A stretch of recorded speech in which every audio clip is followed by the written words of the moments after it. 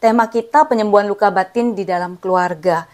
Satu hal yang perlu kita pahami bahwa penyembuhan luka batin ini memang betul-betul kita membutuhkan rahmat Tuhan dan juga perlu upaya dari kita sebagai manusia atau kehendak kita yang kuat untuk terus mau sembuh ya.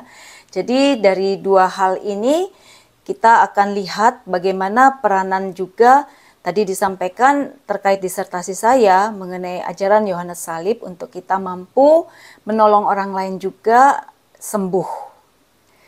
Baik Bapak Ibu, 3 hal yang akan kita lihat di dalam presentasi sore ini yaitu apa sih luka batin dan juga bagaimana sih kejadiannya sampai orang itu bisa terluka.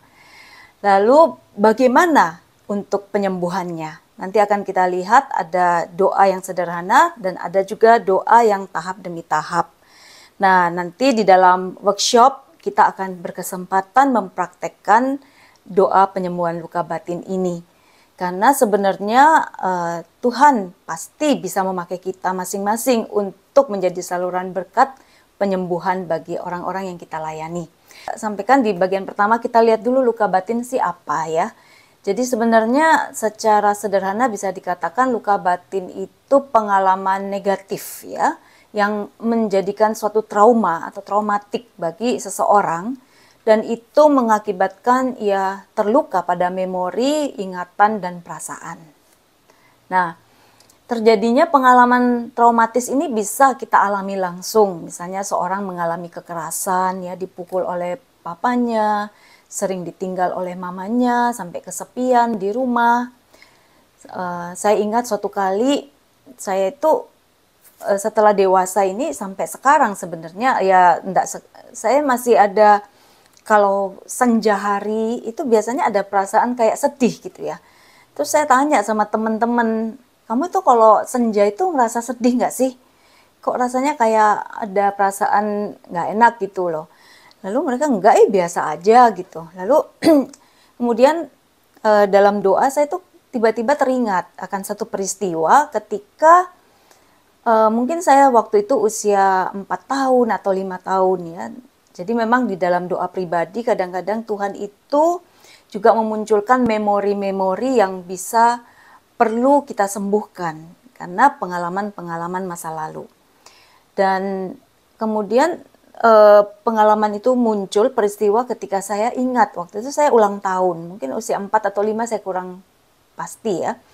Nah, waktu itu mama saya janji nanti sore kita akan pergi beli kue dan hadiah buat kamu. Waktu itu saya di Makassar ya. Nah, rumah kami itu di jalan raya pojokan. Lalu saya ingat saya nungguin mama saya itu mulai jam 2, jam 3 kan sore, jam 4 kok nggak ada yang muncul. Mama saya kan dulu tuh naik becak ya. Biasanya kalau becaknya kan dari arah sana seberang dari rumah saya. Saya tungguin terus di pintu depan pintu rumah untuk ngeliatin mama saya tuh muncul kapan gitu karena kami ada janji mau pergi. Waktu itu ulang tahun saya. Nah, lalu sampai sore, sampai senja itu nggak muncul-muncul. Dan saya itu sedih banget gitu. Saya ingat perasaan saya itu sedih sekali karena itu ulang tahun saya. Dan saya udah nungguin, menanti-nantikan gitu. Nah, akhirnya ya udah, mama saya itu baru pulang itu malamnya. Dan kami sudah nggak bisa pergi beli apa yang mama saya janjikan gitu. Akhirnya mungkin tanpa terasa karena waktu itu saya juga nggak nyampaikan apa-apa, nggak memproses apa-apa. Jadi kalau senja itu seperti sesuatu yang membuat saya itu sering sedih gitu. Nah akhirnya ya sudah, karena peristiwa itu sudah saya doakan juga, sekarang sih sudah nggak seperti dulu ya. Nah jadi itu saya alami langsung. Hal yang tidak langsung bisa terjadi juga, misalnya kita tahu ada saudara kita itu diperlakukan kasar, misalnya oleh suaminya, sampai kita itu juga merasa sangat terluka mendengarkan cerita dia. Ya. Atau juga bisa lewat pengandaian. Pengandaian itu misalnya, saya ingat juga salah satu yang membuat saya itu jauh dari papa. Jadi hubungan saya dengan papa itu tidak terlalu dekat ya. Saya pikir papa itu tidak terlalu sayang dan tidak peduli sama saya. Nah, yang saya ingat beberapa peristiwa, waktu itu saya SD kelas 5 ya. Saya baru pindah dari Makassar ke Surabaya. Nah, saya tuh senang sekali bahasa Inggris. Lalu saya tuh cari kemana-mana untuk bisa les bahasa Inggris. Saya tanya sama teman-teman di sekolah, sama guru, dan akhirnya ketemu tempat les bahasa Inggris. Saya senang, dan sore hari itu saya diantar supirnya papa untuk pergi les bahasa Inggris. Kurang lebih tuh jam 5 sore. Nah, sampai di tempat bahasa Inggris itu, les bahasa Inggris itu tiba-tiba hujan deras sekali. Pulang jam 7, saya makan. Nah, setelah makan, mama itu ajak ngomong sama saya. Papa bilang, waktu itu papa saya nggak ada, kalau kamu nanti pergi les bahasa Inggris dan hujan keras, itu jangan naik mobil, nanti mobilnya itu mogok gitu. Nah, lalu saya pikir, wah, papa ini lebih sayang mobilnya daripada aku. Nah, itu pengandaian ya. Jadi saya nggak pernah tanya juga sama papa, kenapa papa larang saya pakai mobil. Tapi saya mengandaikan, oh, papa ini lebih sayang mobilnya daripada aku, anaknya. Ya, itu bisa pengandaian ya. Baik, kemudian maaf, ini ada coretan di layar. Apakah bisa dibantu untuk menghilangkannya? Apakah hanya di layar saya ataukah di layar teman-teman juga terlihat ada coretan? Iya. Baik, saya lanjut dulu ya, karena waktu kita terbatas dan memang materinya cukup banyak. Nah, subjek penyebab pengalaman traumatis itu bisa kebanyakan memang orang lain ya. Orang lain yang kita harapkan itu sebenarnya melindungi kita, yang kita harapkan itu sebenarnya mencintai kita, tetapi kemudian ternyata tidak seperti harapan kita. Makanya biasanya istri dan suami itu biasanya mudah terluka karena sebenarnya suami itu mengharapkan istrinya itu memperhatikan, mengertiin dia. Sebaliknya istri juga berharap suami itu juga paham apa yang dia inginkan ya, tanpa dia harus banyak ngomong, suami itu memberikan perhatian. Tapi kok kenyataannya malahan bisa jadi tidak diberikan uang, misalnya uang belanja, atau juga di dalam keluarga yang suami istri ini tidak diterima dengan baik dan seterusnya. Ini menyebabkan bisa terjadinya luka di dalam perkawinan ya. Nah, memang dalam disertasi saya banyak problem-problem rumah tangga yang menyebabkan luka batin antara suami dan istri. Nah, itu juga nanti akan kita bahas di bagian akhir ya.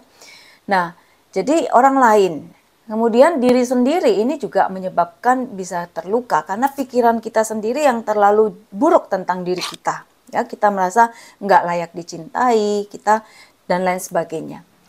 Atau situasi dan kondisi. Jadi misalnya perang ya, situasi gempa bumi, ada kecelakaan yang merenggut nyawa orang yang kita kasihi, atau mungkin situasi-situasi pernah kebanjiran rumahnya sampai itu menyebabkan kita trauma gitu dengan banjir, atau mungkin dengarkan suara keras dan seterusnya. Itu situasi dan kondisi.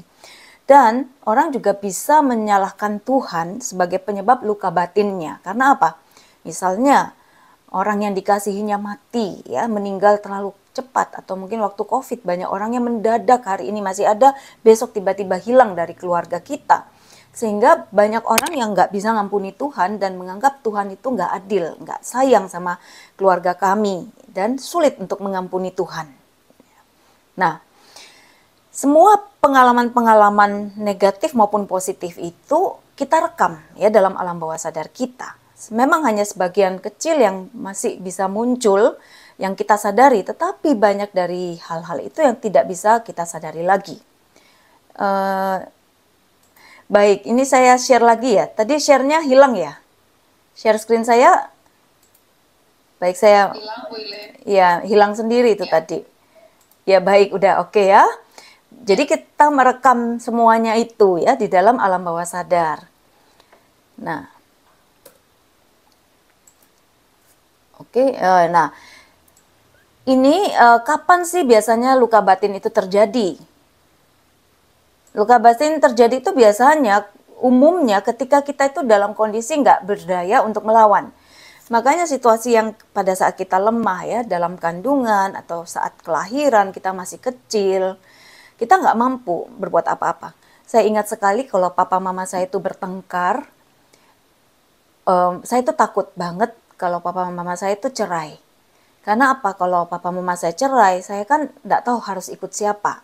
Nah, nggak ada yang melindungi, saya merasa seperti itu. Kadang kalau papa mama saya bertengkar, saya itu sembunyi di bawah tempat tidur gitu ya. Dan kadang kalau ada tante saya itu main ke rumah, saya itu ajakin jangan pulang, nginep aja. Supaya papa mama saya itu kan sungkan bertengkar ya kalau ada orang atau tamu yang menginap begitu. Nah, jadi saat-saat itu saya merasa diri saya itu seperti anak kecil yang ada dalam medan perang yang tidak berdaya untuk melawan. Dan itu tanpa sadar menyebabkan juga luka dalam diri saya.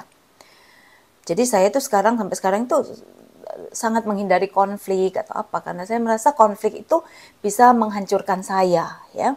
Nah, jadi peristiwa-peristiwa dalam kandungan, saat kelahiran, pada waktu kita balita, masa kanak-kanak, masa remaja dan dewasa, nanti satu persatu ini kita akan lihat bagaimana sih apa yang biasanya menyebabkan kita terluka dan juga bagaimana mendoakan tahap demi tahap luka batin yang terjadi pada tahap kehidupan kita. Ya, baik. Ini kayaknya saya agak terganggu dengan ini, ada yang mengubah-ubah ya. Sebentar saya stop share lagi ya.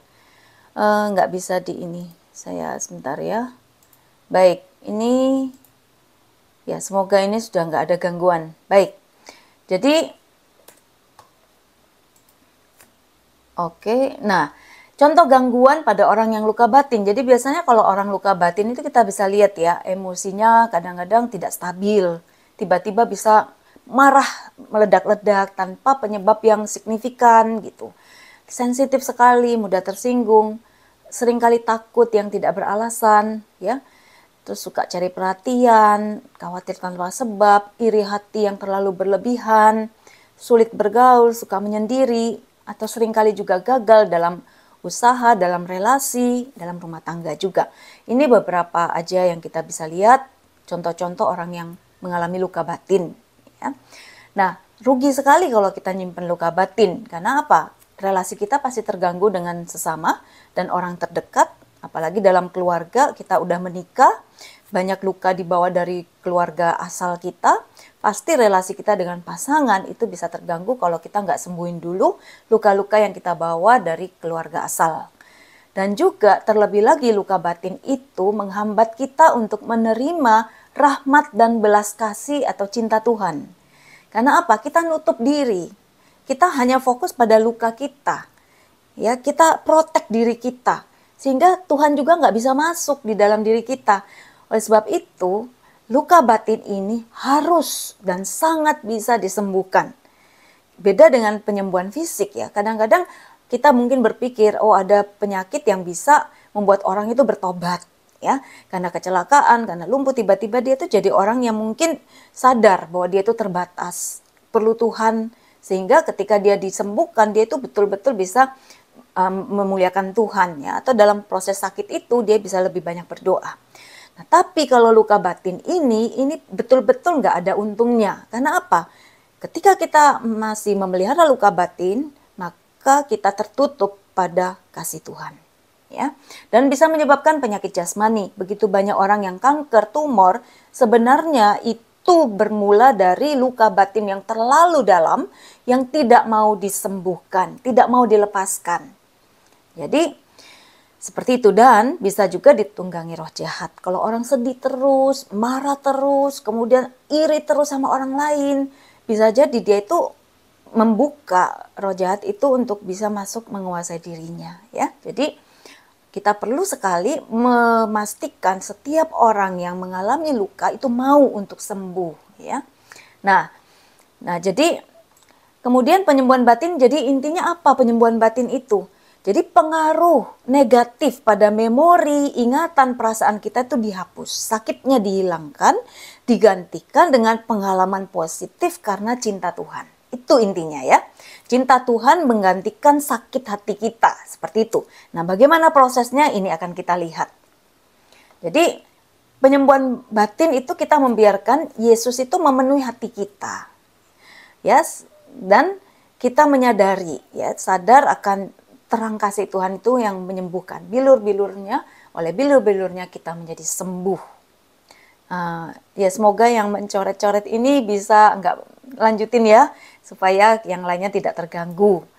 Baik, Bapak Ibu. Nah, doa penyembuhan batin itu apa? Jadi proses, jadi tadi kita udah lihat luka ya, sekarang kita lihat ininya, doanya. Doa penyembuhan batin itu ya memang lewat doa, ada doanya yang bisa kita nanti pelajari sama-sama. Dan juga dengan iman kepada Yesus. Intinya apa? Kita sadar bahwa Yesus itu hadir. Termasuk juga Yesus hadir pada masa lalu kita. Ya, jadi Yesus itu berkuasa juga atas masa lalu kita dan bisa menyembuhkan kita. Nah, nanti bagaimana prosesnya sehingga kita bisa disembuhkan oleh Yesus dari pengalaman-pengalaman kita di masa lalu, nanti kita sama-sama akan lihat. Nah, kita perlu melihat kembali. Kita perlu mengakui bahwa iya, aku ini terluka. Kalau rasa sakit itu muncul lagi, itu perlu kita terima memang. Nah, Bapak Ibu, saya tadi sudah mengatakan relasi saya dengan Papa itu kan kurang baik. Ya, jadi ada beberapa peristiwa yang saya anggap Papa itu nggak sayang aku, nggak peduli sama aku. Nah, jauh setelah itu, yaitu setelah saya menikah, setelah saya juga sudah mengerti, mengalami cinta Tuhan, ikut retret ini itu, dalam satu doa pribadi saya di rumah, ya, saya biasanya doa tiap hari kan 1 jam begitu. Lalu ketika saya biasanya suka doa hening, ya memang pertama ya ada pujian, penyembahan, kemudian minta ampun sama Tuhan, kemudian Lectio Divina, baca sabda Tuhan, setelah itu saya masuk pada keheningan. Nah, pada waktu keheningan itu, tiba-tiba itu muncul ingatan-ingatan yang menyakitkan tentang papa saya. Saya ingat bagaimana papa itu memperlakukan mama, bagaimana papa itu menurut saya itu nggak peduli, yang saya andaikan itu nggak cinta saya, kan. Lalu kemudian muncul sakit banget, sampai saya itu nangis, rasa benci, marah itu keluar semua. Sesuatu yang nggak selama ini saya pendam, karena saya pikir saya itu nggak boleh benci sama orang tua, saya itu nggak boleh protes sama orang tua, saya itu nggak boleh melawan orang tua, karena itu dosa, itu nggak pantas gitu. Maka saya pendam sendiri. Nah, tapi ketika doa pribadi itu, muncul semua rasa itu, dan saya nangis sama Tuhan, dan saya bilang, saya merasakan marah itu, benci itu, dan setelah perasaan-perasaan itu keluar semua, tiba-tiba saya mendapatkan suatu pengertian dari Tuhan. Papamu itu juga tidak mengalami kasih dari orang tuanya, sehingga dia nggak bisa menyalurkan kasihnya kepada kamu, kepada anak-anaknya. Nah, lalu Tuhan seperti mengingatkan saya, kamu yang sudah mengalami kasih Tuhan, kasihilah papamu. Seperti saya diingatkan seperti itu, dan akhirnya tiba-tiba ada di dalam hati saya itu ada satu kerinduan ya untuk memperbaiki relasi saya dengan papa. Selama ini memang nggak ada apa-apa, jadi kalau saya ke rumah papa ya saya baik-baik aja, tapi hanya sekedar formalitas. Rasanya tetap dari hati ke hati itu jauh gitu ya. Nah, tapi sejak saat itu, sejak siang itu, sejak setelah doa itu, saya itu lebih rajin lagi kalau datang ke papa. Saya tuh nemenin papa makan, saya coba untuk lebih tulus lagi mau mengasihi dia, ya, ngajakin papa keluar, nemenin papa pergi gitu. Dan saya bersyukur bahwa sebelum papa meninggal, 2 tahun sebelum papa meninggal, ketika saya tawari mau dibaptis, papa mau. Ya, saya bersyukur sekali bahwa saya sudah bisa ya untuk lebih tulus mengasihi papa. Nah, jadi seperti itu. Lalu, nah, prinsip dasar penyembuhan batin itu apa ya? Jadi kita lihat nih, prinsipnya apa? Menyadari Yesus itu berkuasa atas seluruh aspek hidup kita, termasuk atas masa lalu kita. Tuhan itu selalu adalah ahli dalam memberi awal yang baru, ya, termasuk juga untuk menyembuhkan apa yang sudah terjadi di masa lalu kita, luka-luka, ya. menghadirkan dengan imajinasi iman. Nanti kita lihat imajinasinya iman ini apa. Jadi kita membayangkan peristiwa-peristiwa itu yang membuat kita terluka, dan kita menyadari bahwa Yesus itu hadir di saat itu, dan kita mohon kuasa penyembuhan dari Tuhan. Ya. Serta kita perlu mau mengampuni. Kata mau ini penting, karena Tuhan tidak bisa masuk kalau kita nggak mau buka hati. Jadi kata mau ini berkaitan dengan kehendak. Ini adalah upaya dari manusia kita. Ya. Selebihnya Tuhan bisa lakukan apa yang nggak kita bisa lakukan. Misalnya saya ingat waktu itu saya mengikuti retret penyembuhan luka batin di Ngadireso. Saya masih mahasiswa waktu itu, dan ada sesi pembasuhan kaki. Nah, waktu itu saya nggak mau membasuh kaki orang yang menyakiti hati saya. Maaf, saya minum dulu. Nah, kan susternya bilang, bayangkan orang yang menyakiti hatimu itu, kamu cari figur dan basuh kakinya orang yang kamu menyakitimu. Saya nggak mau, tapi karena dipaksa ya udahlah saya maju. Nah, pada waktu saya mengericiki, mengalirkan air itu ke kaki figur yang saya anggap teman yang memfitnah saya, yang melukai hati saya itu, ternyata hati saya itu yang dibasuh. Ya, jadi kita perlu mau mengambil tindakan iman. Pembasuhan kaki itu salah satu tindakan iman yang bisa kita lakukan untuk bisa terjadinya pengampunan. Yang itu biasanya kita lakukan dalam retret ya.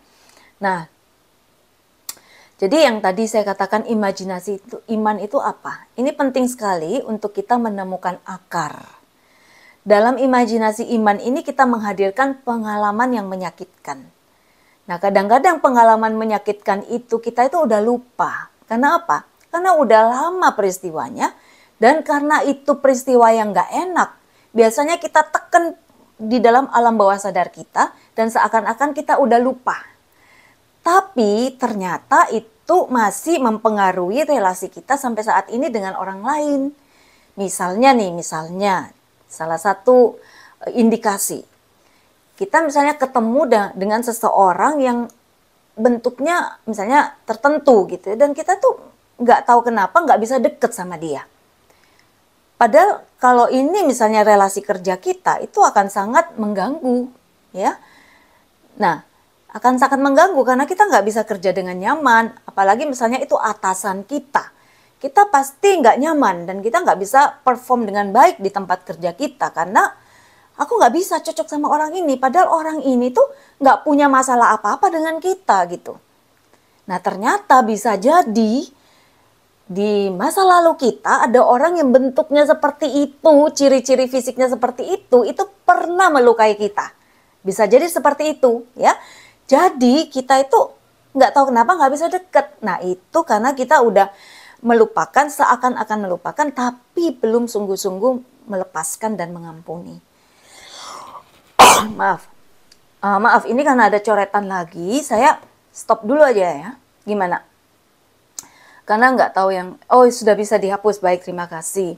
Nah, jadi caranya, ini kita perlu sekali rahmat Tuhan supaya bisa mengangkat kembali peristiwa-peristiwa yang sudah di dalam alam bawah sadar kita itu untuk muncul ke permukaan. Kalau peristiwa itu nggak muncul, maka kita sulit untuk mengampuni orang tersebut. Kita sulit untuk mengalami penyembuhan karena kita nggak tahu apa yang mau disembuhin. Ya, secara spesifik kita perlu tahu. Makanya di dalam doa penyembuhan batin tahap demi tahap, itu kita akan dibimbing dengan bantuan rahmat Tuhan dan sabda pengetahuan biasanya, maka peristiwa-peristiwa tertentu yang dalam tahap kehidupan kita itu bisa dimunculkan, ya, dan kita bisa mendoakan secara spesifik dan itu disembuhkan. Nah, makanya peranan sabda pengetahuan itu penting sekali untuk terjadinya proses penyembuhan luka batin. Tapi tidak harus, ya. Tuhan bisa memakai berbagai macam cara untuk menyembuhkan orang yang terluka. Nah, jadi caranya imajinasi iman itu menghadirkan orang yang menyakiti itu dan peristiwa tersebut kalau kita ingat. Kalau nggak ingat, biasanya terbantu dengan sabda pengetahuan orang yang mendoakan. Dan kadang-kadang orang yang didoakan itu pun tidak langsung ingat ada peristiwa tersebut dalam hidupnya. Nah, biasanya mungkin ada waktu jeda ya, 1 hari, 2 hari, dia baru teringat misalnya seperti itu. Ya. Nah, makanya ketika kita mendoakan orang yang mengalami luka batin, kita betul-betul perlu, mungkin tidak bisa hanya 1 kali ya, perlu beberapa kali karena ada proses.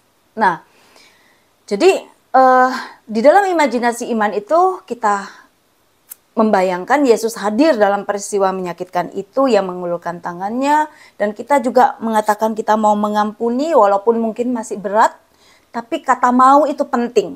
Mau itu tidak selalu harus kita sanggup ya, tapi kita mohon pada Tuhan kekuatan untuk sanggup. Tapi mau dulu, tindakan iman, katakan saja Tuhan aku mau. Walaupun hatinya itu masih sakit. Nah, lalu kita bayangkan Yesus memegang tangan kita, menumpangkan tangan kita pada orang yang menyakiti kita itu. Lalu Yesus mempersatukan tangan kita dengan orang tersebut. Nanti akan kita lihat lagi lebih detail ya. Nah, jadi ini yang sarana penyembuhan itu bisa imajinasi iman, sakramen tobat dan ekaristi itu juga sangat ampuh untuk penyembuhan batin. Konseling, jadi membaca firman Tuhan, ini seringkali membawa penyembuhan. Ya, termasuk pembasuhan kaki. Jadi banyak sekali sarana yang bisa kita pakai untuk terjadinya penyembuhan batin. Ya. Karena saya katakan di awal, penyembuhan batin ini penting sekali. Dan Tuhan itu bisa pakai sarana-sarana apa saja untuk menyembuhkan luka batin. Nah, syaratnya apa sih orang itu bisa sembuh? Yang pertama, mau. Ada nggak orang nggak mau sembuh? Ada. Karena dia merasa enak ya, kalau aku bisa tetap aja ngomel-ngomel, nyalain orang lain, aku nggak usah berubah. Kan dia yang salah, ngapain kok aku yang harus repot-repot ngampuni? Nggak mau sembuh.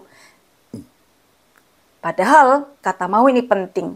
Ingat, kalau kita mau, berarti kita membuka diri, kita mempersilakan Tuhan Yesus melakukan kehendaknya dalam diri kita.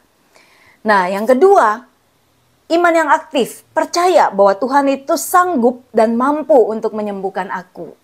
Iman yang aktif itu apa? Tidak hanya nunggu, tetapi mau datang kepada Tuhan. Percaya bahwa Tuhan itu adalah Allah yang hidup, dia sanggup dan mau. Nah, yang ketiga, ya seperti perempuan yang sakit pendarahan ini, asal ku jamah saja jubahnya, aku akan sembuh. Ya, jadi ini iman yang aktif, datang pada Yesus. Percaya bahwa Yesus itu baik. Belas kasih Tuhan itu melimpah. Kuasa Tuhan itu tidak dibatasi oleh apapun juga, termasuk untuk aku orang yang berdosa. Justru untuk aku orang yang berdosa, aku yang lemah ini, aku yang sakit ini, Tuhan itu akan berbelas kasih lebih banyak lagi untuk memberikan rahmatnya bagiku. Yaitu kan Tuhan mengatakan dia akan meninggalkan 99 domba yang sehat untuk 1 domba yang sakit. Kalau kita merasa diri kita sakit, maka Tuhan melihat pada kita, ya. Kemudian, ya ini katanya, hai besarlah imanmu ibu, maka jadilah kepadamu seperti yang kau kehendaki. Peranan iman ini sangat penting untuk mendatangkan penyembuhan, ya. Dan yang ketiga, bertobat. Sungguh-sungguh mau bertobat. Serta pengampunan. Mengampuni, kadang-kadang orang nggak bisa sembuh, termasuk fisik ya. Didoakan fisiknya terus, nggak sembuh-sembuh. Kenapa? Karena akarnya itu sebenarnya bukan penyebab alami, bukan karena virus, bukan bakteri, tetapi akarnya itu ada pada luka batin. Dan akarnya luka batinnya ini karena dia nggak mau ngampuni, misalnya. Ya, jadi perlu kadang-kadang pengampunan itu terkait sekali dengan penyembuhan fisik dan juga penyembuhan batin. Nah, kalau kita mau ngampuni, Bapamu yang di surga juga akan ngampuni kita. Jadi pengampunan itu syarat penyembuhan. Dikatakan bagaimana kamu minta penyembuhan kalau kamu masih menyimpan amarah kepada sesama. Seperti itu. Ya. Baik, nah dasarnya apa nih? Supaya kita percaya bahwa penyembuhan batin itu bisa terjadi atas aku dan juga atas orang-orang yang aku doakan. Ya karena Tuhan mengasihi kita. Tuhan mau kita bahagia. Tuhan mau kita dilepaskan dari segala kenangan-kenangan atau memori masa lampau yang buruk itu yang menyebabkan hidup kita itu gagal, yang menyebabkan kita banyak sedih ya. Dan memang Tuhan mau kita menerima cintanya. Dan kita nggak bisa menerima cintanya kalau kita masih memblok hati kita, karena kita terluka. Biasanya orang yang terluka itu memprotek dirinya, ya, sehingga Tuhan itu juga nggak bisa mengalirkan kasihnya. Dia nggak bisa merasakan cinta Tuhan. Nah, kalau kita menyadari kita dikasihi, maka proses penyembuhan itu sebenarnya sudah mulai terjadi.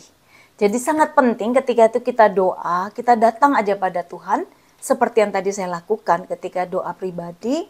Biasanya dalam keheningan saya itu datang aja pada Tuhan, saya mau menikmati cinta Tuhan, saya mau menyadari cinta Tuhan, dan saya mau mencintai Tuhan. Nah, sebenarnya pada saat itu proses penyembuhan batin kita itu juga sedang terjadi. Seperti itu ya. Nah, dan menanggapi kasih Allah, Tuhan mengulurkan tangan, kita mau menerima. Tuhan bilang ampuni musuhmu. Mau nggak kita ngampuni?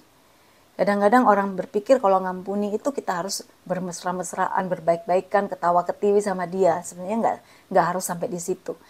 Mau mengampuni itu sebenarnya sampai pada taraf kita mau mendoakan dia. Doa berkat buat dia. Kita misalnya mendoakan, Tuhan aku mohon ampun, aku mau mengampuni siapa, karena dosanya apa, dan aku mohon berkat-Mu atas dia. Nah, kalau kita sudah bisa doa berkat buat musuh, itu tanda kita udah ngampuni loh ya. Walaupun kadang-kadang masih ketemu dia itu masih jengkel. Nggak usah khawatir. Tapi Anda sudah melakukan firman Tuhan, ampunilah musuhmu. Dengan cara mendoakan. Ya, doakanlah mereka yang menganiaya kamu. Nah, kita lihat sedikit bagaimana sih sebenarnya Tuhan itu menyembuhkan luka batin Petrus. Petrus itu terluka batinnya karena dia menyangkal Yesus 3 kali. Ya, Petrus sedih sekali sebenarnya setelah menyangkal Yesus 3 kali. Tapi Yesus mau menyembuhkan Petrus ketika ia sudah bangkit dan dia ada di tepi danau ketika murid-muridnya habis menangkap ikan dan Yesus menunggu menyalakan api arang.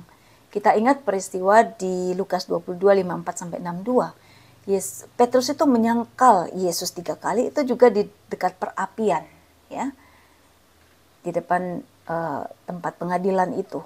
Dan Yesus menyembuhkan Petrus juga dengan membangkitkan memori itu dan bertanya pada Petrus 3 kali, apakah engkau mengasihi aku?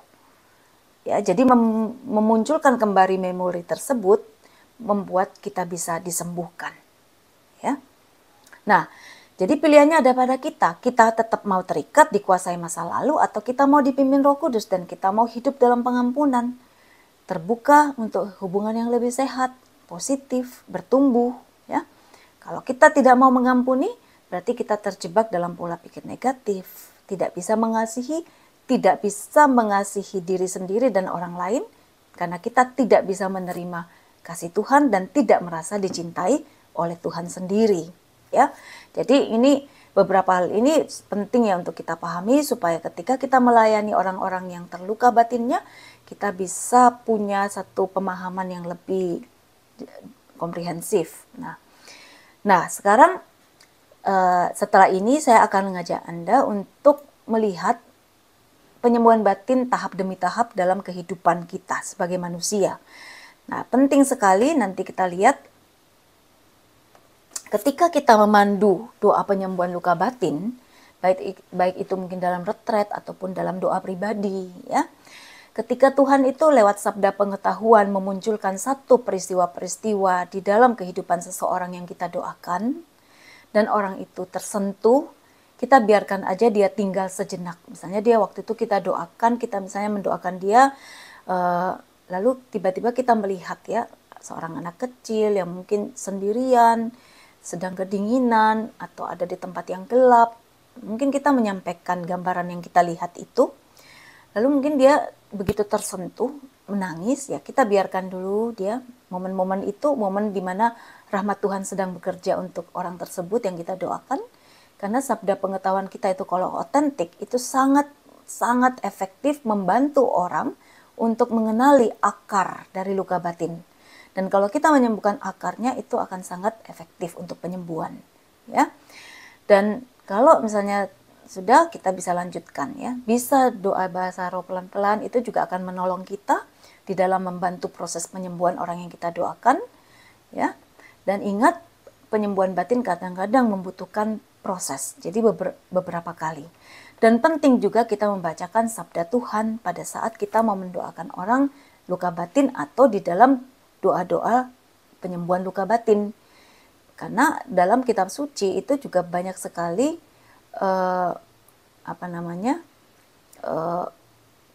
misalnya kisah Yusuf ya. Kisah Yusuf.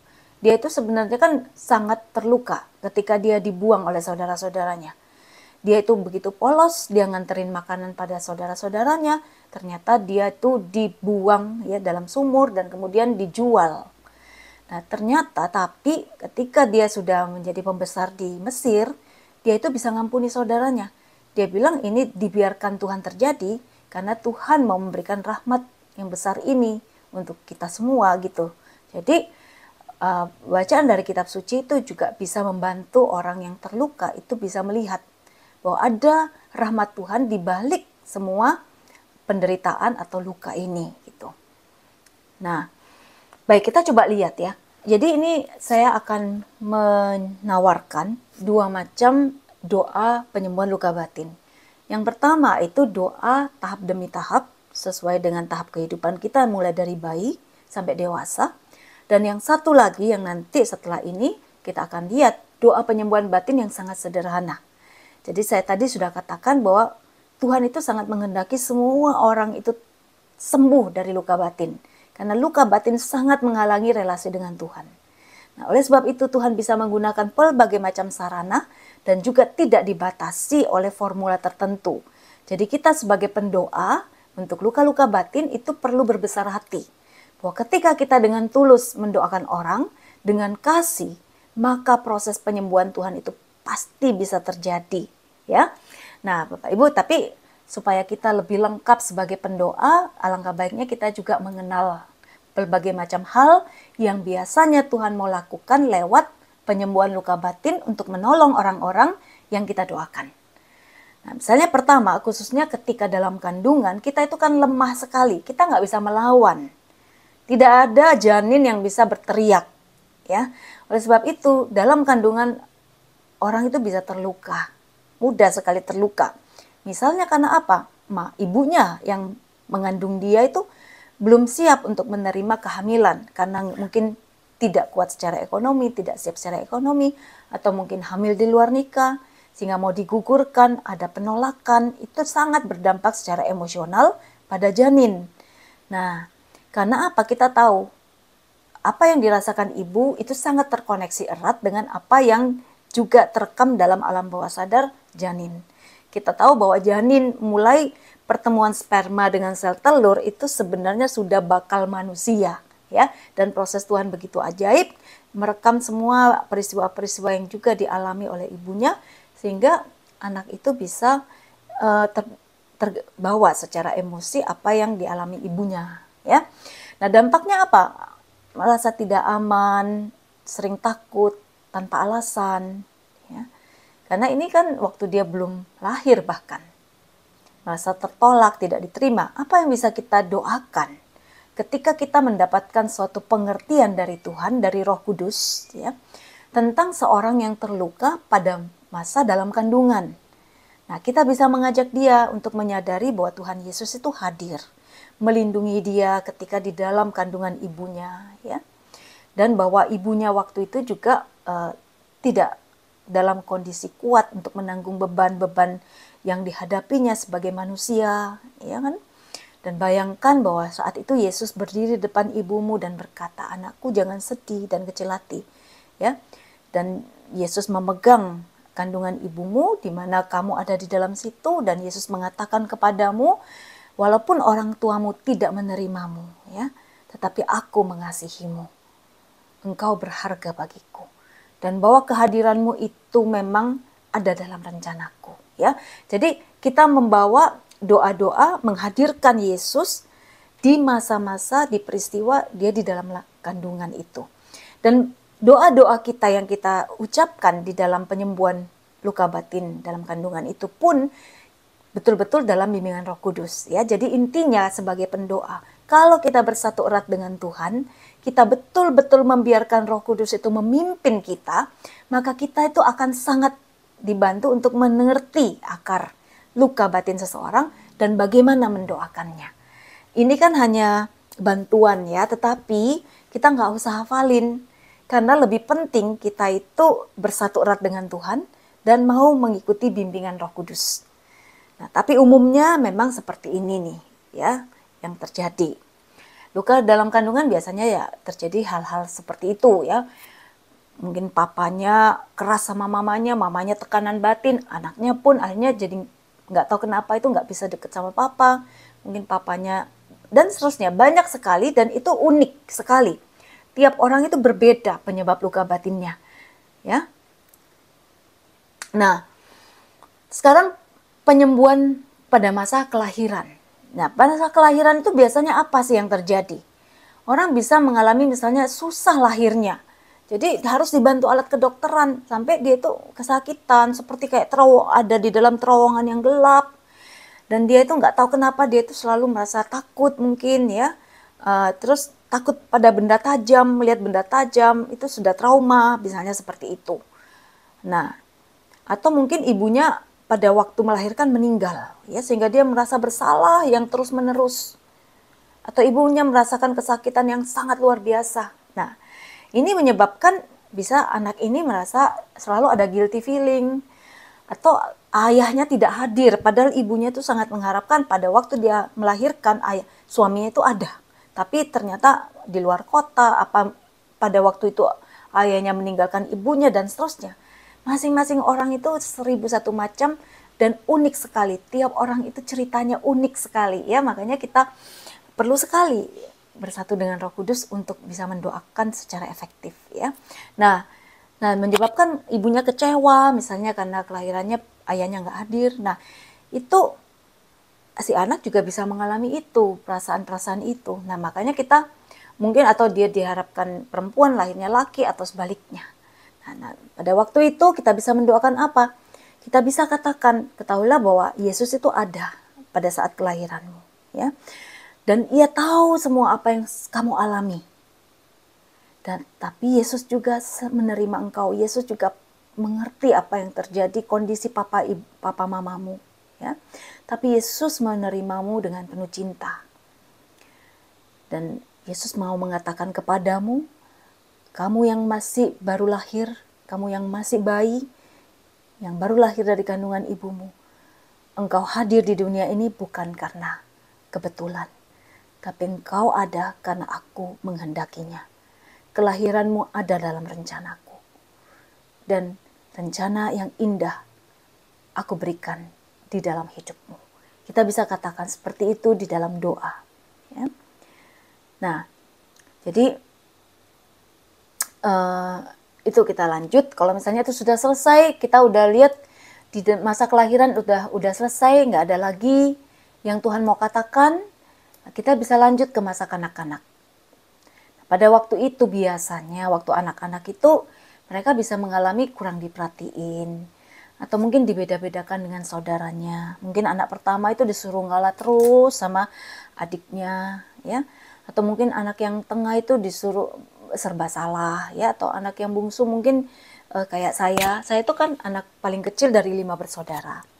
Dan anak kakak saya pertama laki, yang kedua laki, yang ketiga laki, yang keempat itu perempuan, usianya beda 10 tahun dengan saya.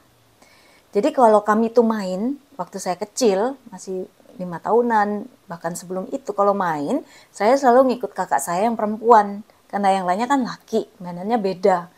Nah kakak saya yang perempuan kan selisihnya hampir 10 tahun. Dan teman-teman sebaya kakak saya yang kebetulan sepupu-sepupu kami itu kebanyakan itu seumuran kakak saya yang perempuan. Jadi kalau saya ikutan kakak saya main apapun, itu saya biasanya jadi pupuk bawang. Ya, jadi mau saya itu ada poin, enggak ada poin, itu enggak noreken gitu loh, enggak dihitung gitu kan. Jadi saya tuh merasa saya enggak ada. Tanpa sadar saya tuh merasa pengen selalu dilihat bahwa aku ini ada gitu. Makanya saya di sekolah itu cari perhatian guru dengan berprestasi, saya ikut organisasi ini itu, saya mau jadi anak baik supaya saya itu nggak ditolak, supaya saya dilibatkan di dalam pekerjaan di organisasi, di dalam kelas, dan seterusnya juga dalam organisasi sampai saya mahasiswa. Sehingga kadang-kadang saya susah untuk mengatakan tidak karena saya takut tidak dilibatkan.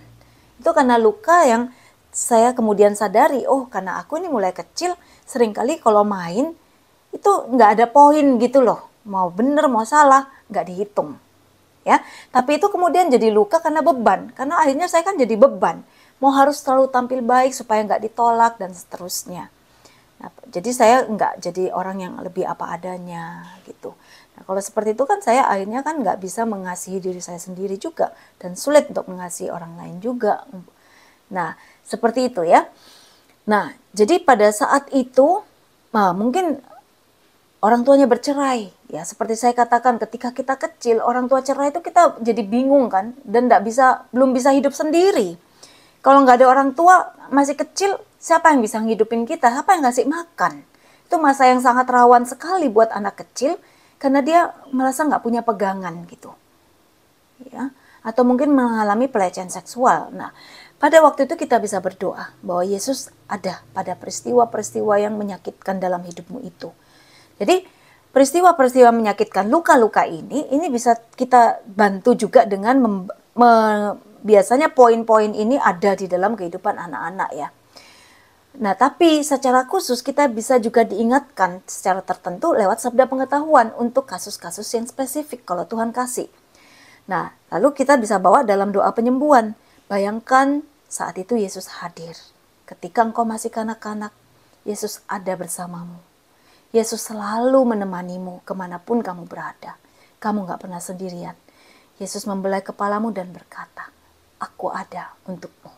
Jadi seperti itu ya, prinsipnya seperti itu. Yesus ada di peristiwa-peristiwa yang tidak enak di dalam hidup kita. Dan Yesus sebenarnya juga tidak mau peristiwa menyakitkan itu terjadi. Ya, dan saat ini Yesus mau menyembuhkan engkau. Begitu ya. Nah, penyembuhan waktu kita sekolah. Jadi sekolah itu kan lingkungan baru. Kadang-kadang orang ditinggal semamanya sendirian, nangis. Tahu-tahu gurunya jahat atau sering marahin. Atau teman-temannya mungkin ada yang bully dia. Ya, diejek. Nah, macam-macam. Yesus hadir dan tersenyum. Saya ingat suatu kali ketika saya masih SD, mungkin kelas 3 ya. Kelas 3 waktu saya di Jakarta.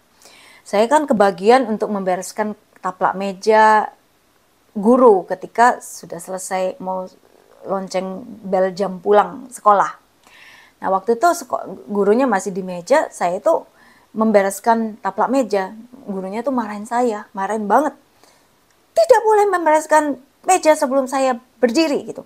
Wah, saya tuh kaget ya, karena saya nggak sadar bahwa itu salah gitu. Tapi kaget banget dan saya jadi sekarang itu selalu ingat gitu ya.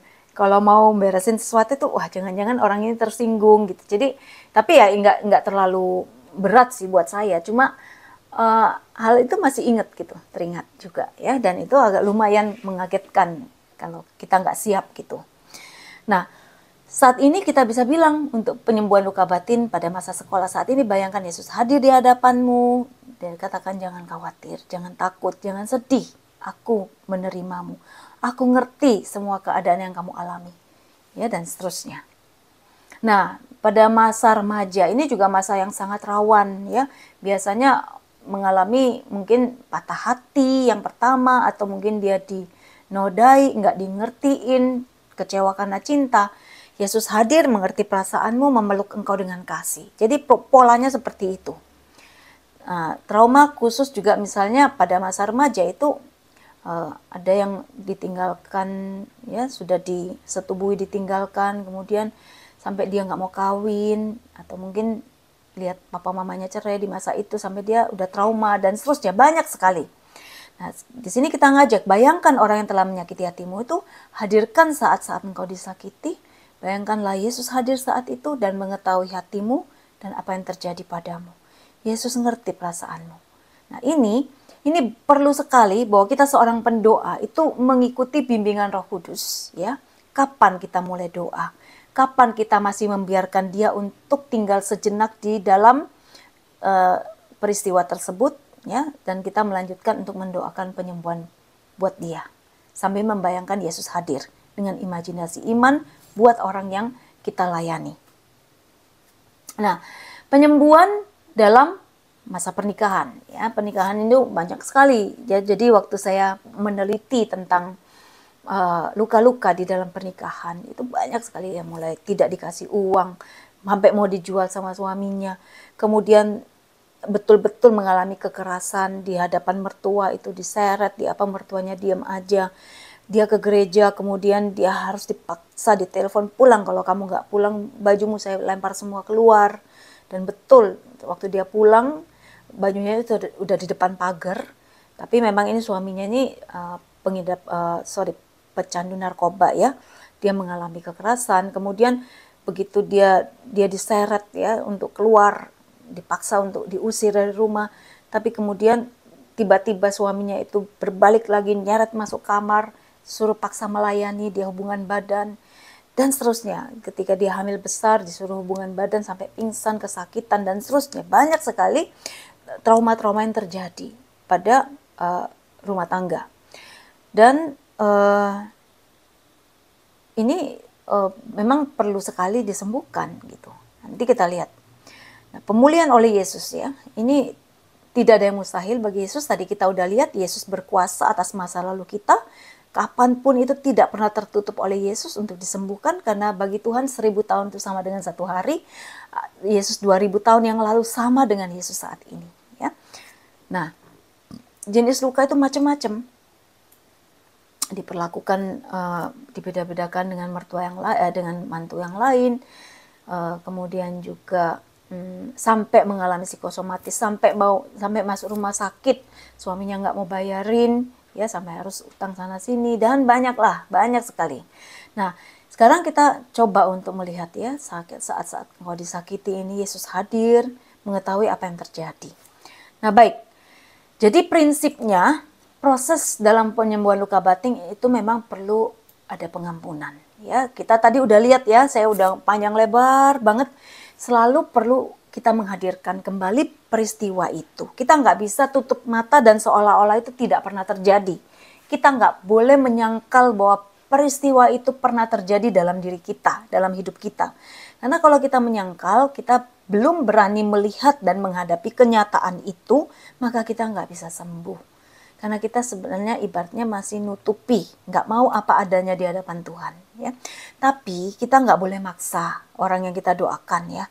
Misalnya kita dapatkan sabda pengetahuan, kita melihat dia itu dipukulin misalnya, atau kita lihat suaminya selingkuh dan dia itu terluka. Nah, kita perlu mengedepankan dengan bijaksana, ya. Kalau kita mendapatkan suatu sabda pengetahuan dari Tuhan, suatu pengertian dari Tuhan akan akar luka orang yang kita doakan, dan itu termasuk yang sangat sensitif, misalnya ada suaminya selingkuh atau apa, itu harus hati-hati banget. Kita perlu mempositifkan kalimatnya, ya. Jadi jangan sampai kita mengatakan, aku lihat suamimu selingkuh kan, kamu terluka kan, kamu gini kan. Wah, itu orang yang kita doakan bisa menjadi sangat takut, ya. Karena mungkin situasi saat itu dia belum siap, ya, misalnya. Jadi perlu kita dengan hati-hati. Kita lihat, kita perlu ngomong dengan kalimat positif. Tuhan mengasihimu, ya. Tuhan mau memulihkan hubunganmu dengan suamimu. Tuhan tahu apa yang terjadi. Walaupun ini berat buat kamu, banyak hal-hal yang kamu gak bisa terima, pengkhianatan dan seterusnya, itu memang berat. Tetapi Tuhan mau saat ini kamu mengalami penyembuhan. Tuhan mau saat ini kamu mau datang kepada Tuhan. Sampaikan kepada Tuhan apapun yang saat ini kamu gak bisa tanggung. Dan biarkan Tuhan memasuki semua lorong hatimu, bagian dirimu yang gelap itu, untuk Tuhan berikan kasih-Nya. Dan kasih Tuhan itu menyembuhkan. Misalnya kita ngomong gitu. Nah, nanti kalau dia ngomong sendiri, ya aku gak bisa. Kalau kita udah ngomong tentang, misalnya kita ngomong secara umum, ada pengkhianatan, apa semua itu memang sesuatu yang susah untuk kita terima, ya. Nah, nanti dia ngomong sendiri, ya suamiku gini gitu. Nah, baru mungkin kita bisa ngomong, ya memang Tuhan tahu ya. Tapi ingat, tidak ada yang mustahil bagi Tuhan. Ya, saat ini kamu mau nggak ngampuni? Itu dulu. Jadi kita jangan sampai langsung dengan apa yang kita terima itu mentah-mentah kita langsung ngomong ke orang itu. Bisa jadi orang itu tidak siap kalau itu berkaitan dengan hal-hal yang sensitif. Karena apa? Walaupun kita yakin ini jelas dari Tuhan ya, rasanya 90% ini benar gitu. Kita simpen dulu. Yang perlu kita ketengahkan itu kasih kita kepada Dia dan kebijaksanaan kita daripada ketepatan sabda pengetahuan ya. Jadi ini bukan soal mau ngecek kita benar apa enggak, sama sekali bukan. Tapi untuk kesembuhan dia. Seperti itu ya. Nah, karena prinsipnya kita mau datang untuk mengasihi orang yang terluka ini.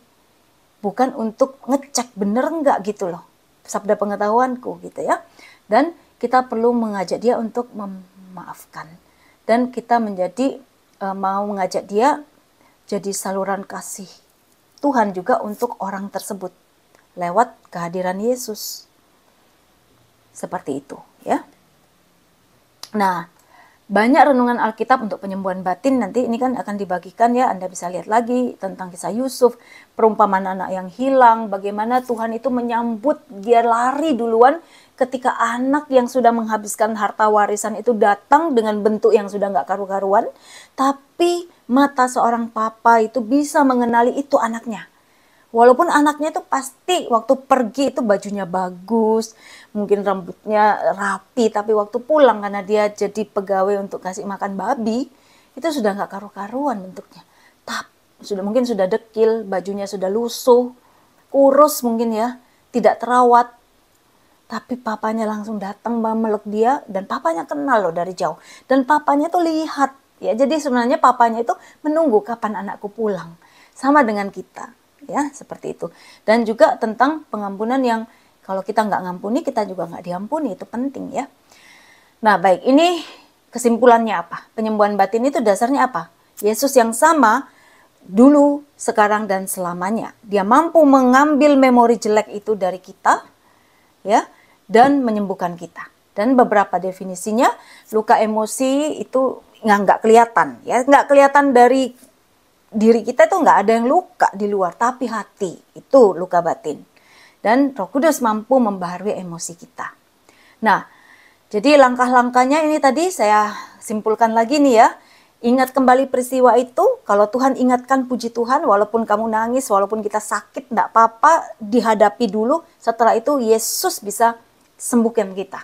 Terima rasa sakit itu, hadirkan Yesus, terima bahwa mungkin hidup saya itu enggak mulus, tapi saya ada saat ini, karena Tuhan masih melindungi aku. Kan? Nah sekarang, ini yang, tadi itu yang tahap demi tahap, ya, itu tahap demi tahap kita lihat, seperti itu.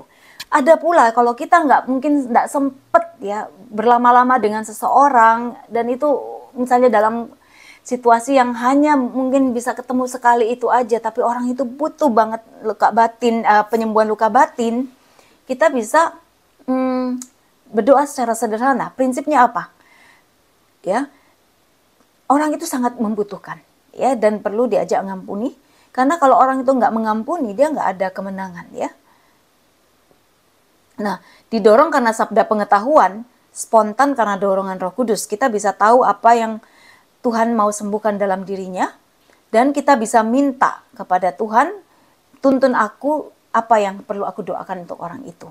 Jadi tidak ada aturan kaku mengenai proses penyembuhan batin. Jadi Anda nggak perlu harus ingat-ingat apa yang tadi kita pelajari.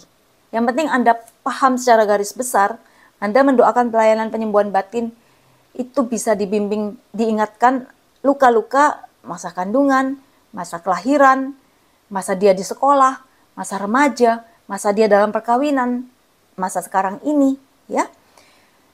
Tuhan bisa ingetin satu peristiwa atau peristiwa tertentu atau banyak peristiwa, ya. Dan penyembuhan batin yang sederhana itu sebenarnya ada dua macam. Yang pertama tadi, kita doa, minta sama Tuhan, Tuhan tolong aku beri pengertian apa yang perlu disembuhkan dari orang ini. Misalnya suatu kali kita tiba-tiba lihat jantung ya, mungkin hatinya sedang sakit.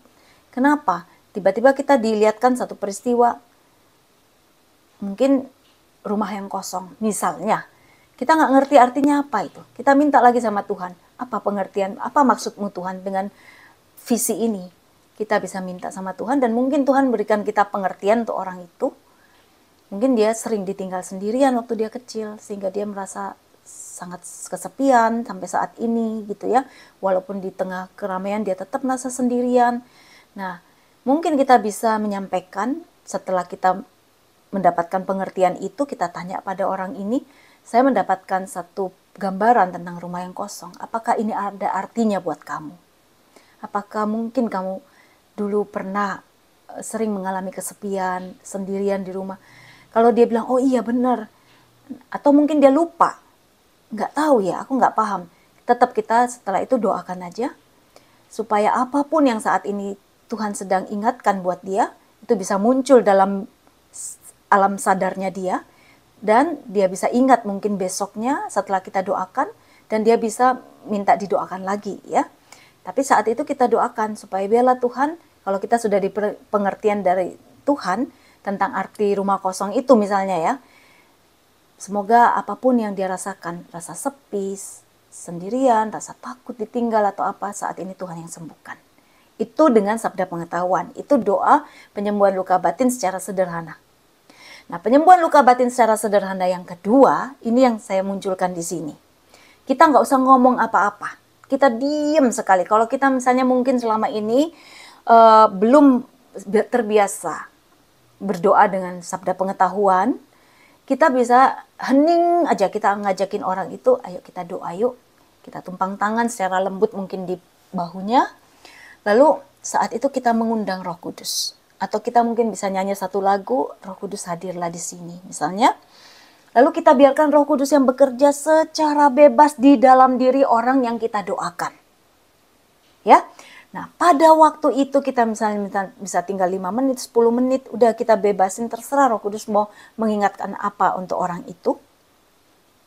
Setelah itu, biasanya luka batin itu kan terkait kita mesti ngampuni ya. Setelah itu kita ajak doa.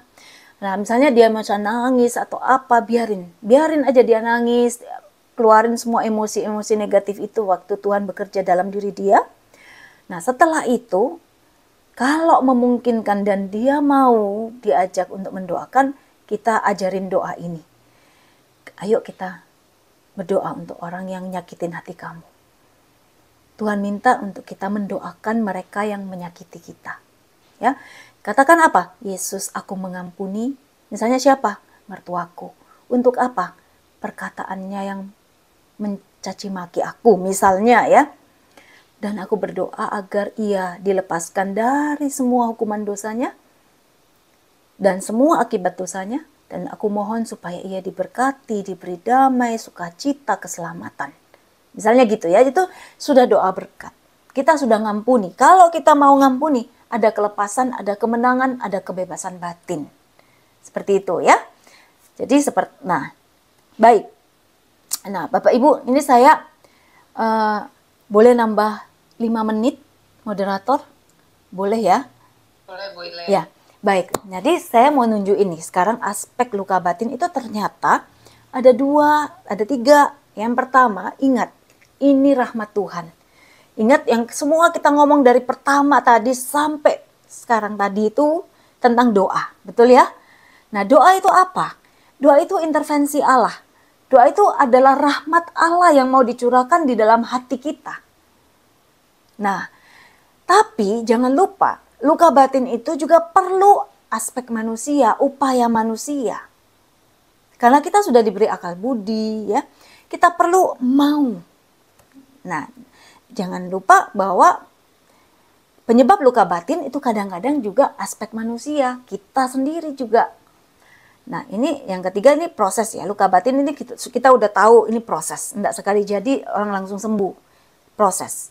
Nah, saya mau masuk di dalam apa yang diajarkan oleh Yohanes Salib juga supaya kita sebagai pendoa juga paham.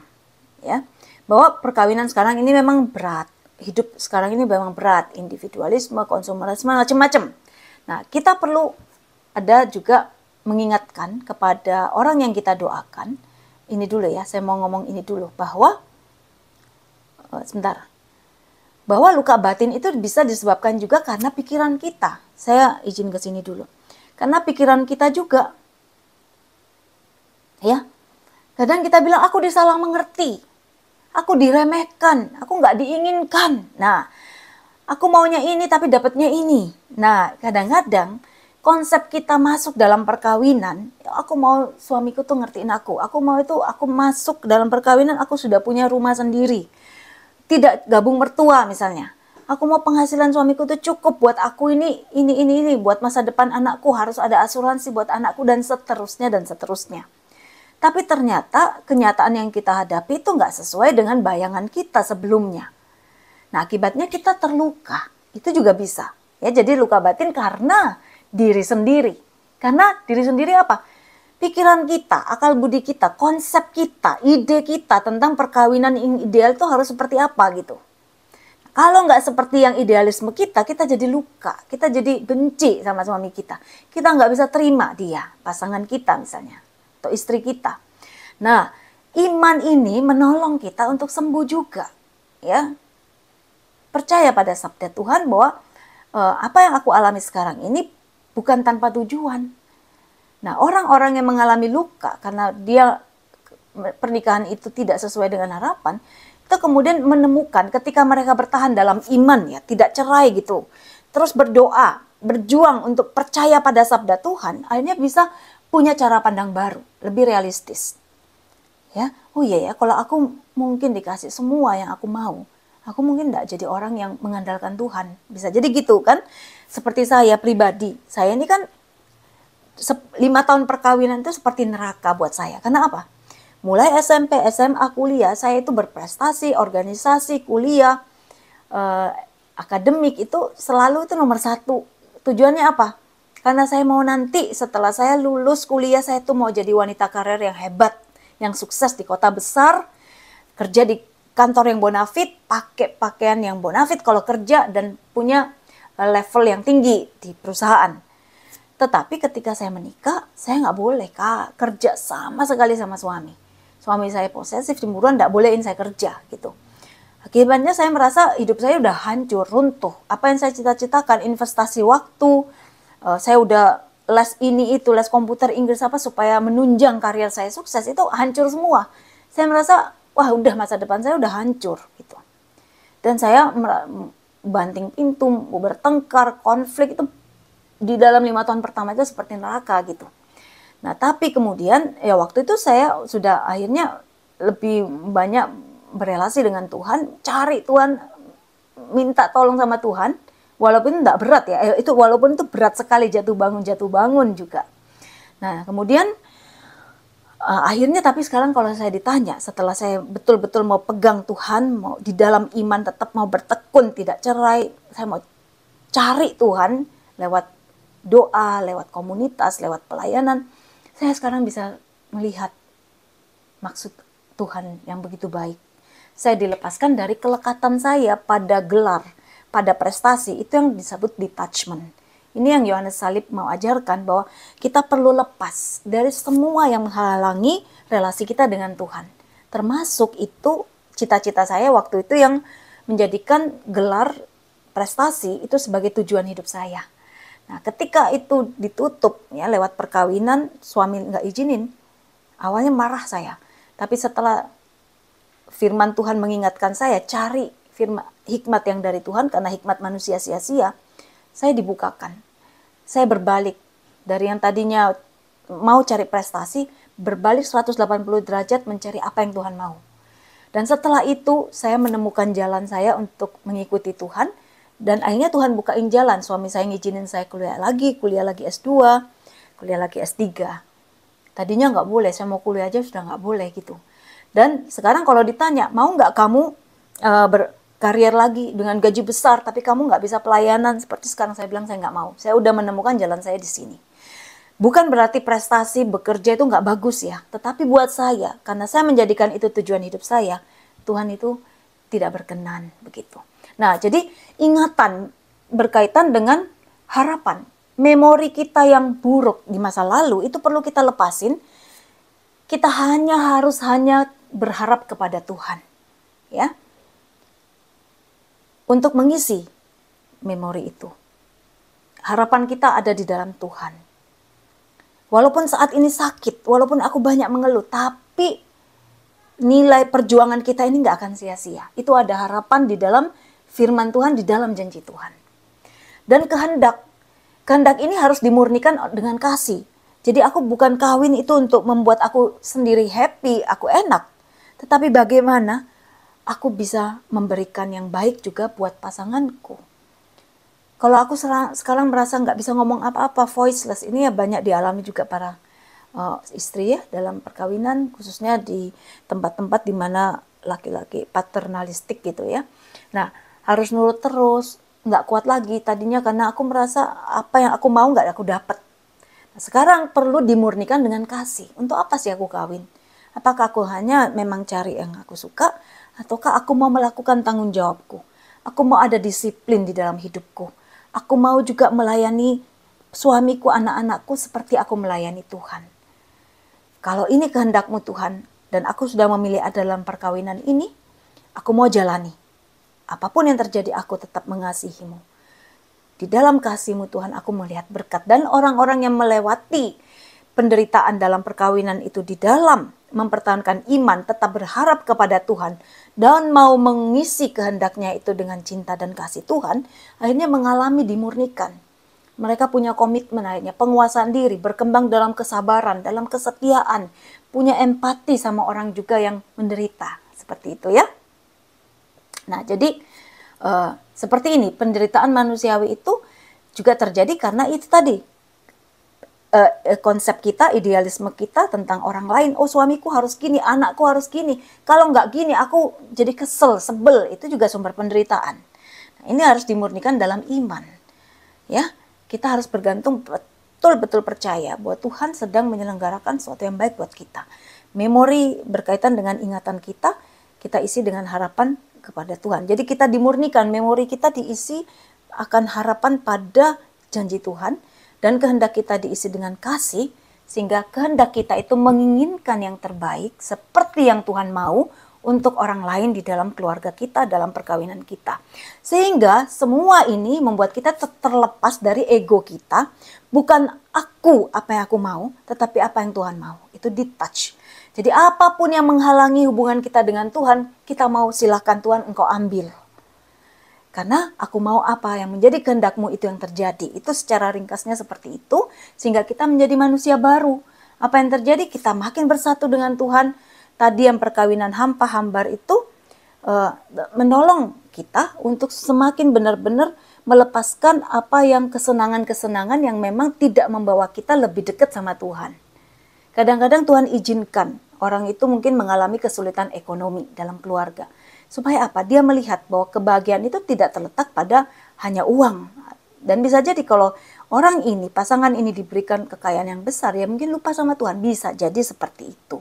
Ya, jadi di balik semua peristiwa itu kita percaya Tuhan sedang bekerja memproses kita. Itu iman gitu ya. Nah, jadi kita melepaskan dari ikatan dunia, fokus pada komitmen perkawinan ya, lebih bersatu dengan pasangan, walaupun mungkin pasangan kita itu tidak seperti yang idealnya kita. Tetapi lihat Tuhan mempersatukan kita untuk memperlengkapi kita. Dan kita juga lebih berkembang, kita lebih juga mampu melihat potensi kita, enggak terkungkung pada melihat hal yang kurang, hal yang menyakitkan dalam perkawinan. Tapi bisa mengembangkan sisi-sisi positif, kemampuan kita, kapasitas kita, potensi kita, sehingga sebagai perempuan atau laki-laki, kita bisa berkembang maksimal.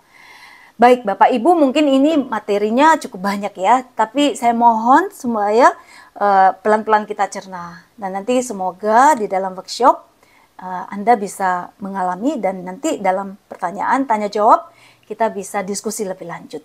Terima kasih. Saya stop share dulu. Ya, Bu Ilen, terima kasih banyak atas pengajarannya. Ini bagus banget ya. Saya sendiri mendapatkan pengetahuan yang luar biasa. Bapak Ibu boleh kasih reaction untuk Ibu Ilen. Semua yang terberkati boleh kasih jempolnya. Ya, terima kasih. Ya, terima kasih Bu Ilen. Nah, saat ini kita mau workshop ya Bu Ilen ya? Iya, jadi workshopnya seperti ini. Kalau kita mau, tadi kan saya itu tadi kenapa mau menunjukkan apa yang diajarkan Yohanes Salib mengenai detachment atau kelepasan hati, supaya ketika Bapak Ibu mendapatkan orang-orang yang mau didoakan, ingat bahwa selain rahmat Tuhan lewat doa, kita juga perlu mengembangkan pemikiran yang benar, ya. Jangan-jangan penderitaan kita, luka batin kita itu juga karena diri kita, konsep kita yang salah tentang perkawinan. Oh, aku sudah doa, Tuhan harus kayak gini. Nah, itu juga konsep yang harus kita luruskan. Kalau kita bilang aku sudah gini, Tuhan harus gini, itu berarti kita tidak melepaskan konsep kita bahwa Tuhan itu adalah Allah yang maha kuasa, kita yang mau mengatur, ya. Jadi banyak hal-hal dalam diri kita yang juga perlu kita lepasin. Dan itu kita mau sungguh-sungguh ingatkan juga bahwa kadang-kadang penderitaan kita, luka batin kita itu bisa jadi karena kita juga masih perlu dimurnikan sendiri, bukan melulu karena orang lain, ya. Jadi yang kita mau doakan sekarang, Anda tadi sudah melihat tahap demi tahap dalam proses terjadinya luka dan bagaimana kita mendoakan penyembuhan. Sekarang kita mau gabungkan di dalam workshop ini bagi Bapak Ibu, saudara-saudari yang sudah terbiasa berdoa dan mendapatkan sabda pengetahuan, Anda boleh berdoa dan mohon Tuhan menunjukkan apa yang perlu disembuhkan dari orang yang kita doakan. Lewat pengertian, lewat hikmat, lewat sabda pengetahuan. Dan mohon kepada Tuhan sabda kebijaksanaan bagaimana saya sebaiknya mendoakan. Apakah dia perlu mendoakan pengampunan, ataukah dia perlu didoakan untuk apa, nanti minta hikmat dari Tuhan. Jadi memang kita nggak bisa pisahkan dari karunia yang lain, ya, sabda pengetahuan kebijaksanaan ini. Nah, itu boleh Anda pakai seperti itu, atau Anda juga boleh pakai doa penyembuhan luka batin yang sederhana yang tadi saya ajarkan, yang terakhir itu, kita mohon, kita diam saja, tapi kita berdoa sungguh-sungguh supaya Roh Kudus memenuhi hati orang yang kita doakan, dan biarkan Roh Kudus melakukan apa yang Dia mau lakukan untuk menyembuhkan batin orang yang kita doakan, ya. Nah, setelah proses itu berlangsung mungkin 2, 3, 5 menit gitu, 5 menit ya, kita ajak doa untuk mengampuni orang yang nyakitin itu dengan cara, Tuhan, aku mengampuni dia yang sudah karena perbuatannya apa, dan aku berdoa dia dibebaskan dari akibat dosanya dan dia diberkati hidupnya. Itu, ya. Atau kalau Anda diingatkan pada 1 atau 2 peristiwa terkait masa kanak-kanak, masa kelahiran, masa remaja atau masa perkawinan atau masa kini, silakan Anda boleh sampaikan itu kepada orang yang Anda doakan. Kalau Tuhan mengingatkan Anda lewat sabda pengetahuan tentang salah satu peristiwa yang menyakitkan di tahap-tahap kehidupan tersebut.